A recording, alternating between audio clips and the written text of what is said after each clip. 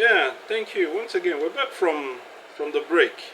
Yes, I want us to look at some health and safety terms, that we need to get acquainted with, in this journey of learning and talking about health and safety.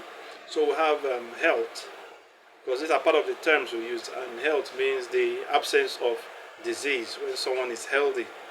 Then another term is safety itself. That is the absence of risk of absence of risk of serious or personal injury. Also, we have welfare.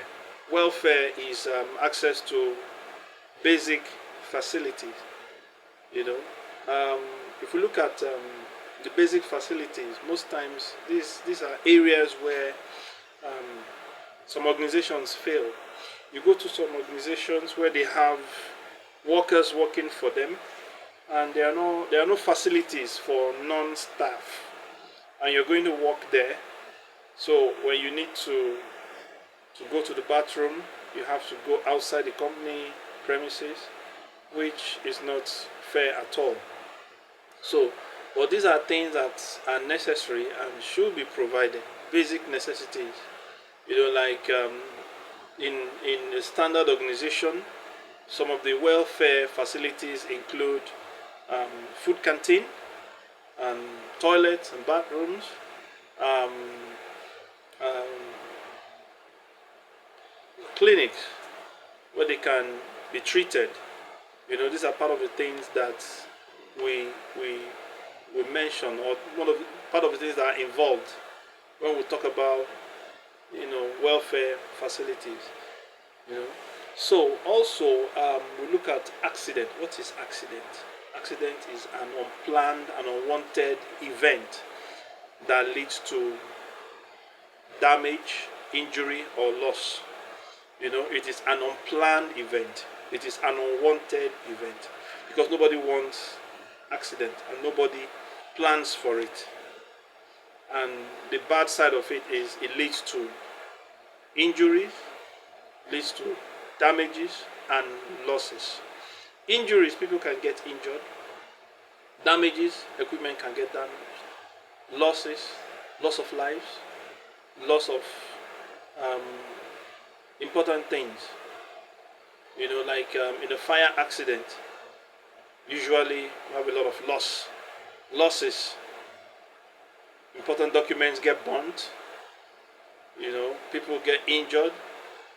People get burnt, get injured, the process, and so on and so forth. Then another term is hazard. What is hazard? Hazard is anything that has the potential to cause harm. For example, if you're holding a very sharp object with sharp edges, it has the potential to cause harm. It's a hazard because if you handle it the wrong way, you get caught, you start to bleed, you get injured. Anything that has the potential to cause harm is a hazard. So another this thing is risk. What is risk? The likelihood that something dangerous will occur. Probability. Likelihood that something bad will occur. Risk. So, and that is the area where people have problems, because it's a thing of likelihood. It's not imminent danger. That is why people tend to toil with risk. They take risk. They do things, they throw caution to the wind, and they do certain things that are not meant to be done, especially in workplaces, even at home. At home, yeah. For example, you see the socket, the socket where where you plug your telephone. I mean your telephone or your television. The socket is damaged, and you decide not to call a professional to fix it. You decide to go and try it on your own, taking a big risk. Because for someone who is not well trained, who does not know how to handle energized wire or live wire, does not know how to isolate, switch off, and handle it or insulate. Such a person is taking a big risk and is bound to get into trouble, because one mistake that the person will make will lead to electrocution, which is also dangerous. So these are terms. Also, on our list we have other terms. Still, we have threat. Threat itself is imminent danger. And we have dangerous occurrence. Dangerous occurrence is a specific event that may have to be reported to relevant authorities, but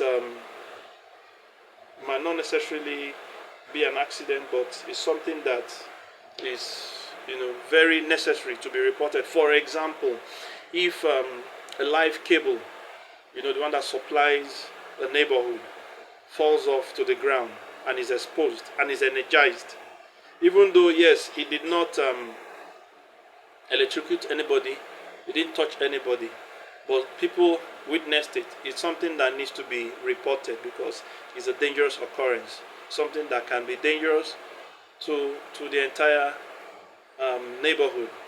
So these are some terms that we'll be talking about, making use of in this journey of health and safety education and discussion.